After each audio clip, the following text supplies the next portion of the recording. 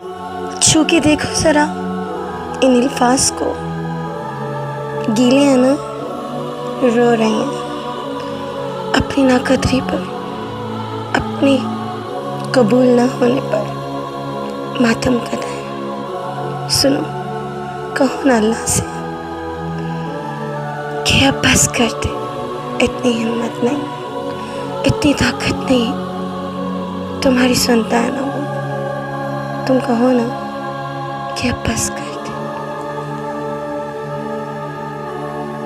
मैंने तो अल्लाह को सारे वास्ते दे दिए, अब तुम कहो ना प्लीज़।